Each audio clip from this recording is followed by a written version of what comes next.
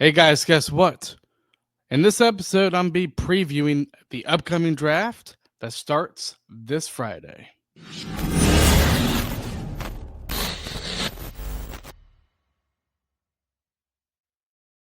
Yes, indeed. So that is what I'm going to be doing.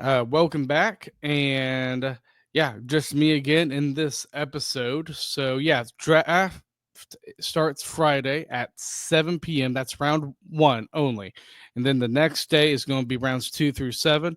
I know with a team like Carolina that's in win now mode, probably not really us fans aren't really concerned about who they draft. But the thing is, with this being an NHL event, obviously there might be some trades happening, and it could involve the Hurricanes. So that's part of the reason why I am previewing the draft.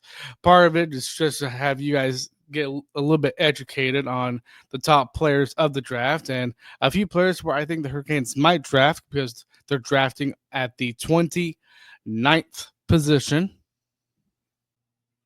And you never know, they could get a steal there. We've had steals before. I remember back in 2015 in the second round, we drafted Sebastian Aho. I think it was the 2012 draft in the fourth round, we drafted Jacob Slavin. So you never know. And I think it's going to be fun. I always like watching the draft personally. That's just me.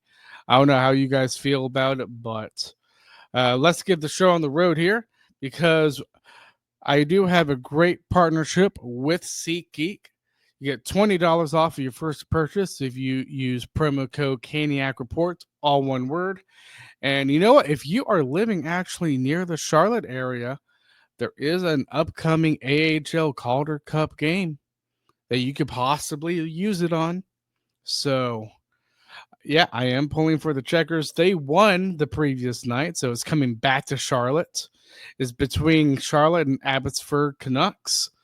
And yeah, nice to see the Charlotte Checkers in the Cup final. I'm hoping they win it, even though they're not affiliated with the Hurricanes. They're affiliated with Florida, so that's I think that is fun regardless of the affiliation.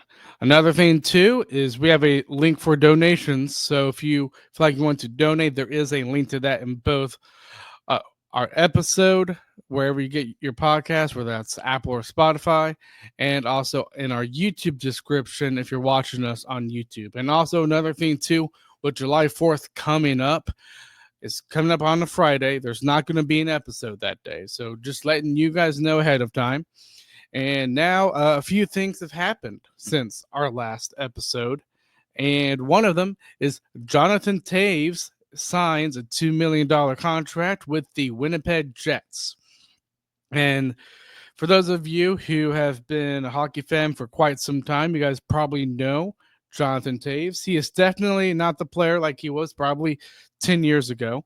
But regardless, he's a guy that can probably pop in 20 to 30 points.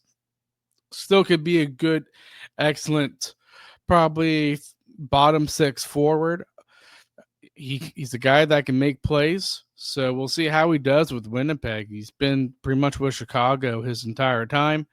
And you know what? I hope he does well because Winnipeg surely needs it. And I think that is a great, great contract. $2 million, not too much money for a guy that hasn't been in the NHL for to me it feels like 15 years. I know it actually hasn't been 15 years, but it's technically been, I think, 1-2 years since he's been in the league. But regardless, I am happy that he is coming back. He got affected by COVID pretty well.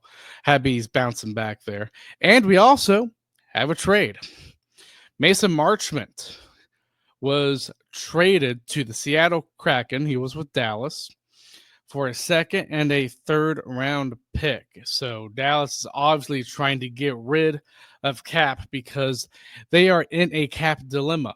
They signed a couple of players too. I think they signed Niels Lundqvist, but regardless, they're still in a position where they don't have a lot of cap space. So we'll see what Dallas still has to do. I know they have to probably sign Jamie Benn and I think another player.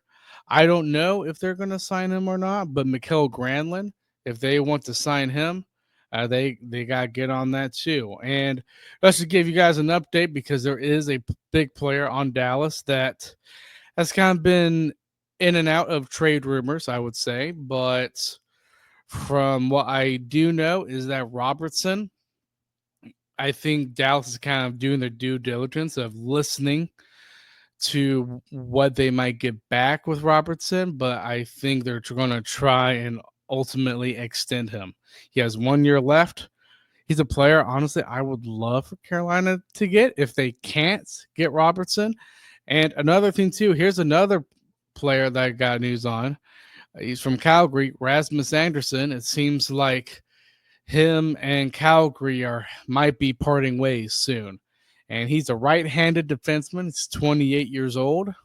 He has 1 year left on his contract, but I think he is a player that Carolina could really be interested in because they do need a right-handed defenseman specifically to play alongside Jacob Slavin. So again, a couple players are interesting. Obviously, Mitch Marner. From what I've heard about Mitch Marner, is that like he wants probably like maybe a 12 to 13 million dollar contract. Seems like Carolina's putting all their chips in on trying to get Marner. From the last report, and I believe I even reposted this on our Twitter handle that Carolina is wanting to put probably $14 million, pitch that to Mitch Marner. We'll see how that goes. I think Marner, he might want a 2-3 year deal. If he does, okay, that's completely fine. I think Carolina uh, wouldn't mind that, I would say. So we'll see how the Marner thing goes. Honestly, I think it's 50-50 because there's another team that's really in on Mitch Marner, and that's Vegas. And I know Vegas, they have to move out cap in order to sign Marner. And, even though it's a tax-free state, they're still going to have to pay him quite a bit of money. So Vegas is going to have to get creative regardless if they're going to sign him or not to make room for him financially. So that's kind of it around the league. And now I'm talking about the Hurricanes. And you know what? There was some news. Which honestly, you look at the contract, I think is actually pretty good because Eric Robinson, he is officially signed for 4 years at $1.7 million contract. I have no problem with that contract at all. I think that is a bargain deal. I had him getting higher, if you guys remember in the last episode. Boy, did that age well. And Robinson, you know what? Good for him. The only thing I have to say about this is, I mean, the Canes, they need to improve. While I love the deal, I mean, obviously you have a lot of guys like Robinson. You have Robinson, Stahl, Martinook, Carrier, those type of players that don't have a lot of skill but have really good work ethic. So with that signing, the Hurricanes do have a full roster of forwards set. So that is a total of 12 forwards. And I do wonder with this signing, because I remember in the last episode, I was like, I could see them signing Tyson Jost. But with that signing, I do wonder if Jost is probably going to market. Although they had the cap to bring him in. But I just wonder. And I also wonder probably too if KK might be gone. I think it's more than likely with the signing of Robinson too. I think Carolina's probably wanting Jankowski to be that depth guy that kind of replaces Tyson Jost. But we'll see. I do think Jankowski probably after that signing is probably going to be that depth forward, which I'm completely fine with. I think ideally you kind of do want him there because if you can improve at center and have him be that depth forward, that's a pretty good crop of centers right there. So, yeah, very interesting signing from the Hurricanes. But again, I think that contract in of itself, beautiful. Really, really is. And I think I said this before, but yeah, Hurricanes are going all in on Mitch Marner. So we'll see how that goes. Obviously, they have the cap. They're at $26 million, I believe, in cap, according to Puckpedia. But also, according to Puckpedia, there are a couple of entry level deals that might not make the NHL. I think Scott Morrow and Bradley Nadeau are included in that payroll, so they probably have around $28 million. So, yeah, that's pretty much it of what's going on with the Hurricanes. And yeah, so I'm now going to be talking about the draft here, and I just want to make a couple pointers, and then probably going to go to a sponsor. But for those of you who don't know, if you're going to watch the draft this Friday night, is that this draft isn't really a star-studded draft. I would say probably the first two players that are probably going to get drafted are players that, yeah, I think they're going to be stars. But after that, I think it's kind of a crapshoot, to be honest. I think you probably have a lot of top of the lineup players, but no players that have that star potential, in my opinion. But yeah, so I'm gonna get to a sponsor, and then I will talk about this upcoming draft in greater detail. The fastest game on ice just hits another gear. Welcome to the Stanley Cup Final, where legends are made and every shift could turn the tide. And now with DraftKings Sportsbook, an official sports betting partner of the NHL, you can take every slapshot, breakaway, and overtime thriller to the next level. New to betting on the Stanley Cup Final? You're in for an exciting time. Getting started is a breeze. Fire up the DraftKings Sportsbook app, pick your team to win, lock in your wager, and you're off to the races. It's fast, simple, and puts you right in the middle of the action. Here's the kicker. New customers who bet just $5 will score $300 in bonus bets if their wager hits. That's right, turn $5 into a Stanley Cup Final payout. Download the DraftKings Sportsbook app now and use promo code THPN. That's promo code THPN to unlock $300 in bonus bets when your $5 bet wins. Only at DraftKings Sportsbook, the crown is yours. Gambling problem? Call 1-800-GAMBLER. In New York, call 877-8-HOPE-NY or text HOPE-NY 467-369. In Connecticut, help is available for problem gambling. Call 888-789-7777 or visit ccpg.org. Please play responsibly. On behalf of Big Hill Casino and Resort in Kansas, 21 plus age and eligibility varies by jurisdiction. Void in Ontario. Bet must win to receive reward. Minimum minus 500 odds required. Bonus bets expire 168 hours after issuance. For additional terms and responsible gaming resources, see dkng.co/audio. Copyright 2025 NHL. Okay, so I'm splitting this draft into two parts. So I'm going to let you guys know about the players at the top of the draft, and then I'm going to get to the Hurricane side of it and talk to you guys about the players that I think the Hurricanes might draft. So the first player I want to talk about, the player that is obviously I think is going to be number one. All the scouts say he's going to be selected first overall, and that is a defenseman in Matthew Schaefer. For those of you who don't know, the Islanders, divisional opponent, had the first overall pick. I do not think they are going to trade that pick. And honestly, I think if you guys are listening to this as a Hurricanes fan, you're probably thinking they don't need another defenseman. And while technically they probably don't, I also think you draft the best player available when you're at the very, very top of the draft, and the Islanders certainly are. So if I were them, I would draft Matthew Schaefer because you never know what you're going to need probably in 2-3 years when they hit their prime. And this is a player that has elite puck handling skills. So to think of maybe like a Jackson Blake a little bit on the blue line, and he's a very, very good playmaker. And yes, he is labeled as that offensive type of defenseman. Now, in his own end, he's not terrible, but there could be some improvement because he does make mistakes on the defensive side of things, and he is not a player that will get physical at all. But great skater, great playmaker.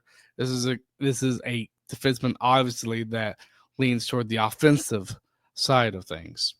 The next player is a center, and to me, this is a player that, including with Matthew Schaefer, that I think both of them have star-like abilities, or at least star potential. And his name is Michael Misa, and he's a player that can skate very, very good, and he is known to playing a very, very fast game. So he's very fast. He can play both defense and offense, which is good. It's coveted, and the fact that he plays center, and the fact that I believe he's at least around. I think he's around 6 foot. He might be on the smaller side, but regardless, with him playing center, centers usually do get drafted over wingers. And if you guys don't know this, it's mainly because you can have a player play at the center position and transition him to playing the wing, but players to just play the wing, sometimes it doesn't translate to playing in the center role. I mean, to me, a great example of this probably is Martin Natchez. I mean, remember when we had him? He was mainly playing on the wing, and some of us Canes fans were like, well, let's try him at center. Thing is, he wasn't good at taking faceoffs. So he is one of many examples in the whole NHL history that just shows that not all wingers can play that center position.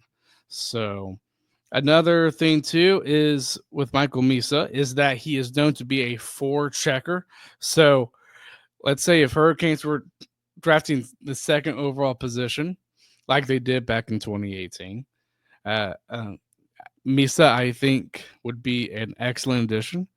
But this is a player who isn't physical either. So you have two players at the top of the draft that aren't really physical, but they're all skill.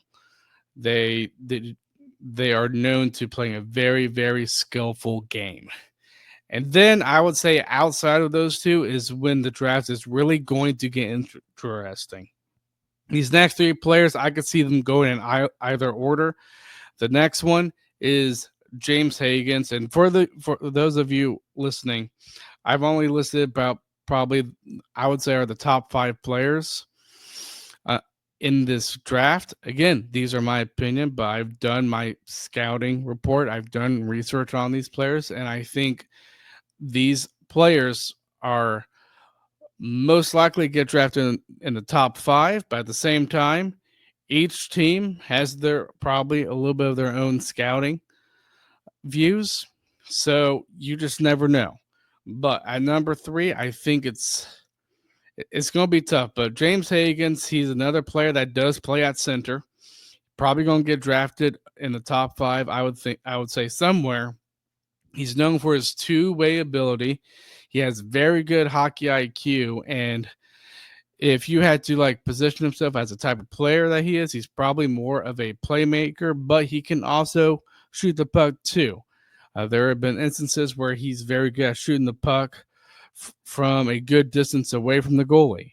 And he's also a player that can be physical, unlike Misa and Schaefer. So a guy that can play physical, has very strong hockey IQ. I think this is a player that can be pretty good. But the thing is that he's small. So with him being small, I could see him maybe falling maybe a couple of positions. But regardless, I think this is a player that has pretty good potential. Do I think he has star potential? Probably not. But I would say he's probably top of the lineup player. The next player is Porter Mortone. He is a winger, and I would say he's probably the best winger in this draft. And while he is kind of a bit of a playmaker as James Higgins and Misa, he can also play a power forward type of game. So think of like maybe an Andrei Svechnikov type of player. And he has a very deadly shot too. So I'm not saying that he's a direct comparable to Svechnikov, but there is some of Svechnikov's game that you could probably see with Porter Mortone. And the only thing that Mortone could be a little bit better on is his skating could be a little bit better. And the last player, just want to let you guys know, Anton Frondell. This is another centerman, and he's a two-way player known for a good shot, strong hockey IQ, and a player that can be very, very physical, just kind of like James Higgins.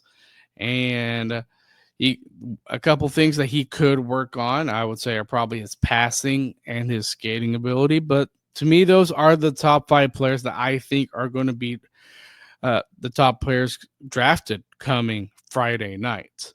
Now, another thing too, with this draft isn't seeing as looking as the best draft compared to other drafts, we could see some trades.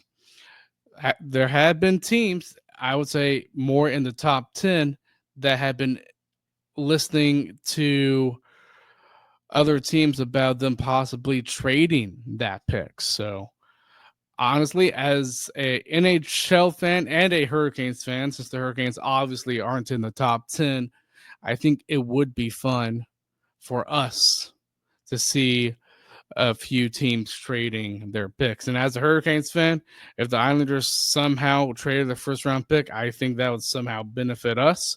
But it depends what they get back. So, because Islanders, obviously, they're a divisional foe. And if they draft Schaefer, their defense is going to get a lot better. Although there are questions surrounding Noah Dobson, a defenseman who Carolina might be able to get. I think what he's asking for is probably a little bit too rich for Dundon's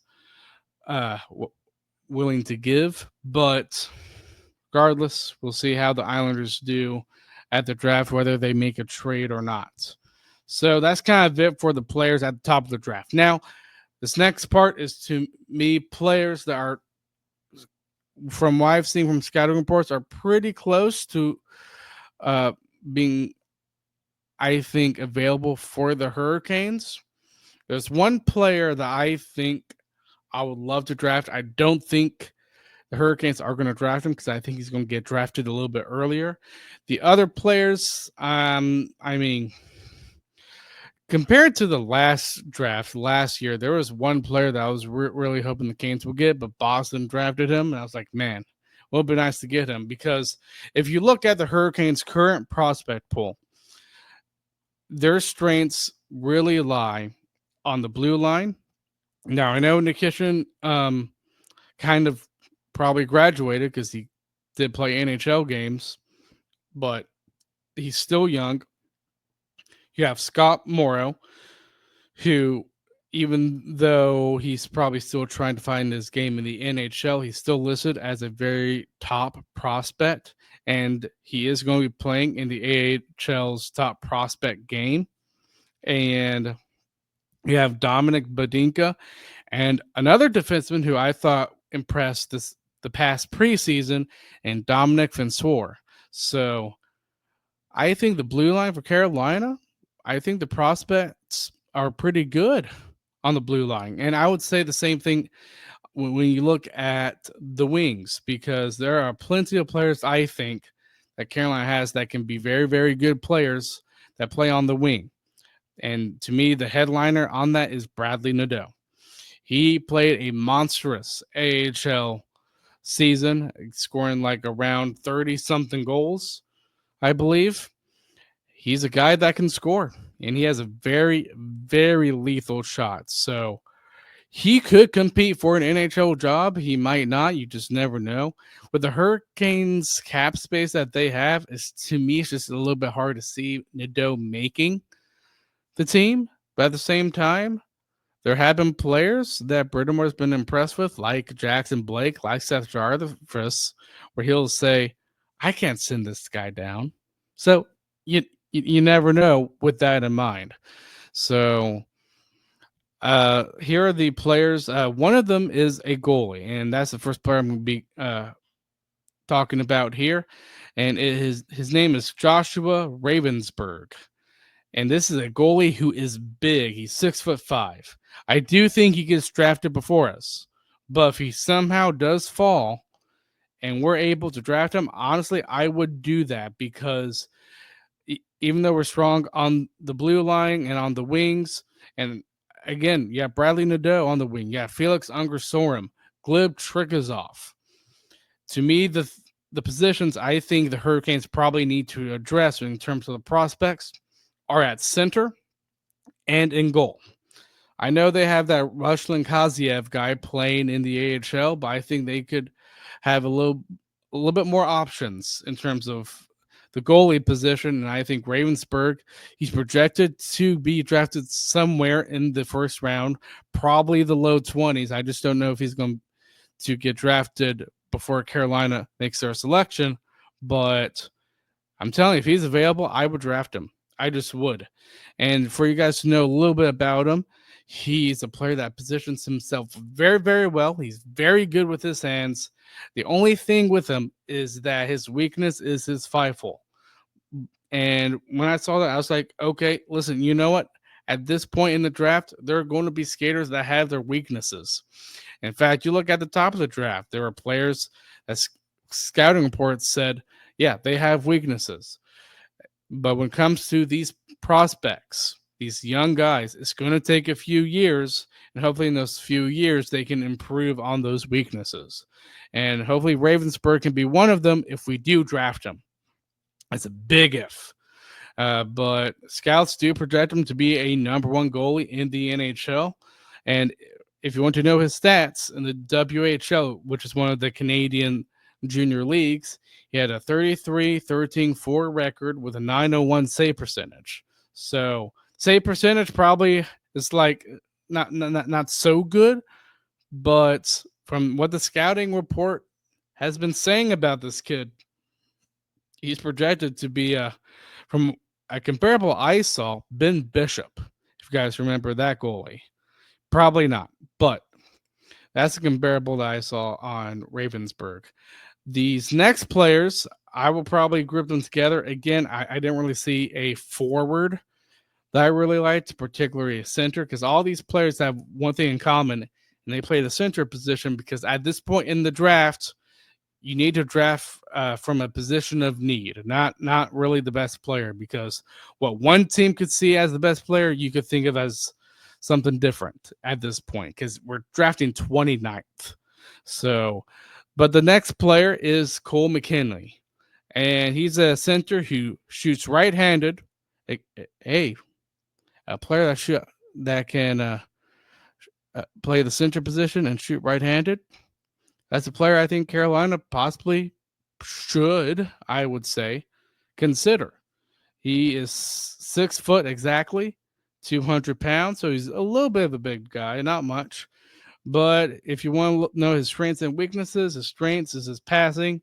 He can be physical, which is a plus, and he can be around the net. So think of him as maybe a little bit like a Stefan Nason type of player. The only thing with his weaknesses, though, is that he could handle the puck a bit better and he could skate a little bit better. This past season in 60 games, he got 27 goals, 34 assists, with a total of 61 points with a U.S. U18 team. The next player I have here is William Horkoff. He's a big centerman. He's 6'4". And if you want to know a little bit about him, one, he's the son of Sean Horkoff. Again, if you're a Hurricanes fan who has followed the Hurricanes for a very long time, you probably remember Sean Horkoff. He played for Edmonton. But with his son, William, his strengths are on the playmaking side of things. He also plays a physical game too, which makes sense. I mean, the guy is 6'4". And he has very good hockey IQ. So he's very, very smart with the puck. The only thing that scouting reports have concern with about him is his shooting and his skating ability. In 18 games with the University of Michigan, he has like 4 goals, 6 assists, 10 points. Not bad, but he's a player that's projected to be drafted around the same group of picks as we are, low 20s. The next player is William Moore. He's another centerman. He's 6'2", 175 pounds, and he's a guy that does play a physical brand of hockey. Now, He's also the type of player that is very well rounded. So he doesn't really have a lot of strengths, but he doesn't really have a lot of weaknesses. So take that what you will. But with the U18 team, he had 53 games, 22 goals, 24 assists, and 26 points overall. So not bad for William Moore, but again, this is a junior like team.